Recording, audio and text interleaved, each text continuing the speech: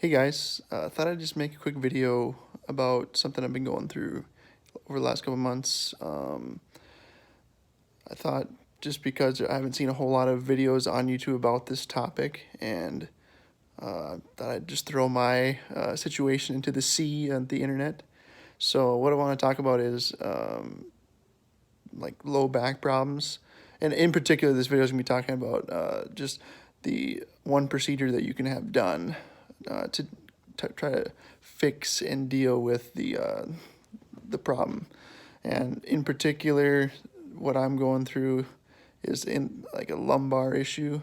So that's the lower back. What I have is called a lumbar radiculopathy, I think it's called.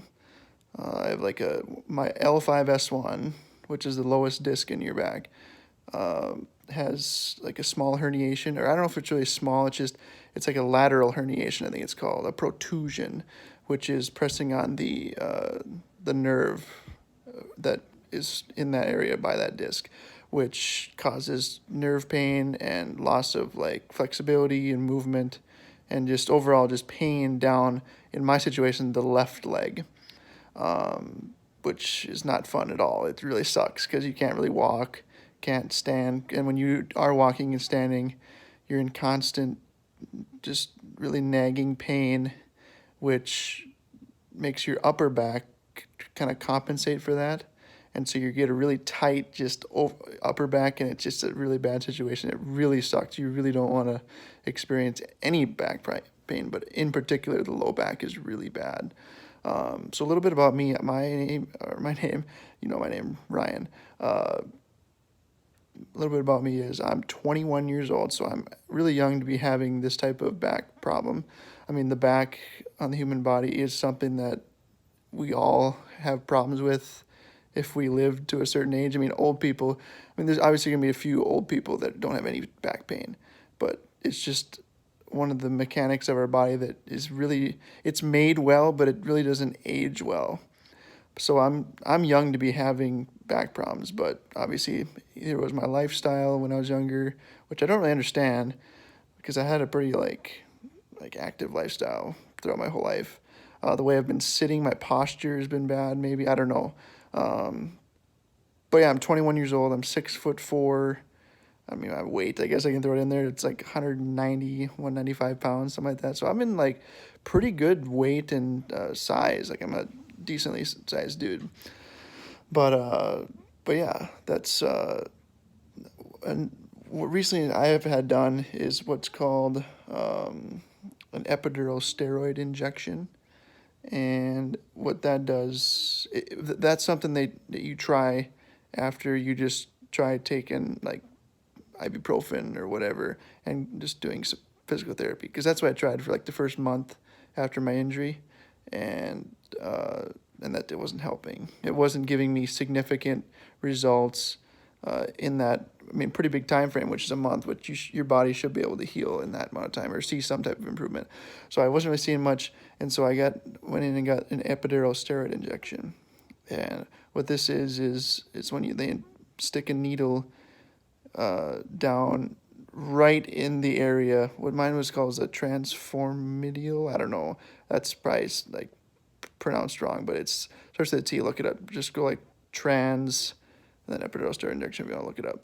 And that's one where they stick the needle right into the area. So between the space where your vertebrae and then like that little area where that spinal canal, they stick it right in there, and then they inject like a steroid medication in there to try to just calm everything down, calm the swelling, and calm everything that's making those nerves really irritated.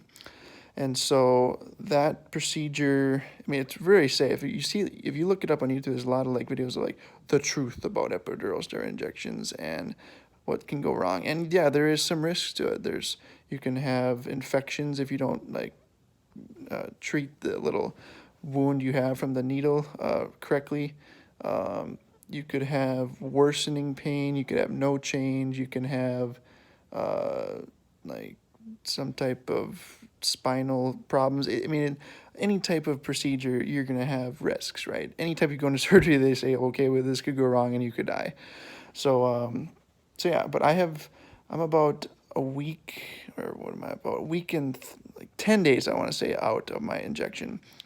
And what I want to talk about is kind of just the week one. I mean, I don't want to make this video too long. It's already 5 minutes, but week one, so the day after my injection, I had significantly decreased pain in my leg and in my lower back. And that was just, it was so nice to have that relief because I had been dealing with it for like a month and a half. And so the first day after, I was able to walk and do stuff like kind of normal. I mean, obviously, I wasn't like running or anything like that. But yeah, it was nice. Then the day two, I woke up and I felt the same as I had before the injection. And then that kind of progress continued like the first whole week of the injection, like 7 days. I felt the exact same. The one change that I could kind of tell is I was able to like stay straight, like up and down, and not be like shifted and hunched over as the day went on and I went to class and went to work and stuff like that. So that's something I kind of noticed, but I still was kind of shifted some days when I had like a lot of sitting and a lot of just activity. I mean, activity as in just doing basic like lifestyle stuff. Go to class, go walk to your car, and drive somewhere, and stuff like that. Which is, you shouldn't really be in too much of physical agony by doing that, but I was. Um, but but yeah, so then Friday of last week, 2 days ago, it's Sunday right now. So it was my 8th day. I woke up and my pain was even worse. It was really bad. The pain kind of changed. Like I kind of like describe it as kind of a stretchy type pain in my calf, my thigh, and my little hip, low back area like ever since I really injured it. It was kind of a stretchy pain and it hurt. But then on Friday, it kind of changed to like, I use the word dull, and I don't want to mean that as in the pain was like had decreased. It was just different. And that's the kind of feeling that I thought it was. I could use the word achy pain, but it was actually like more intense than just like the stretchy stuff. Because the stretchy stuff on my pain scale was kind of like a 3 or a 4. But this achy pain was kind of almost like closer to a 5, and it was really sucked when I was walking. So then I kind of just took it easy, and then in the afternoon, obviously, I went to physical therapy, which I go to 3 times a week. And I was able to actually I had a really good physical therapy session on Friday. I was able to do some press-ups, which is kind of like a really big exercise, big key thing to do when you have any type of really low back problems.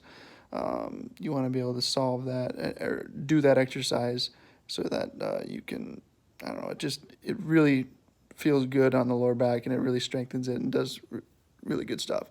And I was able to do a lot of that. I was able to do just more physical type things at physical therapy that day. And I was really surprised because that day I woke up and I felt like crap.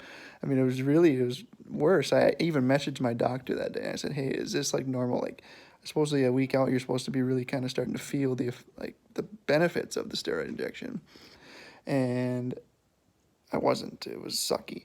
So then on Saturday, I woke up and I felt way better. It was like the equivalent of day one of the steroid injection. I was able to walk without a lot of pain in my leg. My exercise at home, my press-ups were really good. I was almost able to go full extension on them. And yeah, just overall, it was really good. I kind of hurt myself a little bit because I sat at my desk a lot on Saturday, just like playing some games and doing some homework. And I still notice that when I sit at desk, I get stiff pretty easy. But no, so Saturday was my 9th day of the injection, and it was way better. And then today is the 10th day. And I can say today has been better even than yesterday. I mean, incrementally, just maybe a little bit. But it has been better. I haven't sat in a seated position at all today. I've been laying on the couch, standing up, walking around a little bit, doing my exercise, doing some press-ups, and I was able to do full extension press-ups today without any pain in my calf, which is really nice because you want to have that pain centralized in your lower back. So even if your lower back starts to get more painful, that's a good thing because you want to gradually get that pain out of your leg, even if you have it in your foot, and get it all the way up. So that's where I'm at right now. Hopefully this week, as the medicine really starts to kick in, because it says 2 weeks on my piece of paper out here before the medicine really starts to reach full effect. So hopefully this week it gets to be even better than it is right now. That'd be awesome. Because spring break, I think, is after this week, and I'd love to be able to just kind of hang out and do some stuff, like semi-normally. Obviously, I'm not gonna go like play sports and stuff, but um, so I'm kind of on a high right now. I really kind of needed this because this injury I have really is like a mental game as much as a physical game. I mean, I've dealt with physical pain in the past, but nothing that really uh, cripples you like lower back pain like this injury has. I mean, I have it. You can't walk. You can't go out for supper, really. You can't go to the mall. You can't go, obviously, play sports. I can't even run. Can't like walk. I mean, so it was really helpful to have these couple days here because it was like the mental health is really something that I can see people having a problem with when they have this type of injury because, I mean, especially if you're active. If you're a person that lays around all day and doesn't do much, then, I mean, it's gonna suck, but it's not gonna suck as a person that's active like myself. So, so yeah, the video is going a little long here, 11 minutes, but oh well. Um, I'd like to share one more last, like, a concern I have. I mean, I guess I think about it, man, because you see a lot of stuff online about how people that get these injections, they do feel this relief that I'm kind of feeling for like a couple weeks, and then their symptoms return and they just end up getting like surgery and stuff like that, which is something I've thought about a lot. Um, Obviously, if you're doing physical therapy in conjunction with this injection, hopefully I'm healing myself as my injection medicine is working. So I'm able to just kind of just gradually, the injection kicks in, you lose that pain, and then you strengthen yourself up again. So it never comes back. That's the goal. I'm young. I'm hopefully that's the case for me because I really don't want to have back surgery when I'm when I'm 21. So that's kind of a concern I have, but we're just gonna keep chugging away at physical therapy and just doing the right things in my lifestyle so I can get better. If anyone wants to message me about anything that any questions you have or anything like that, love to answer them.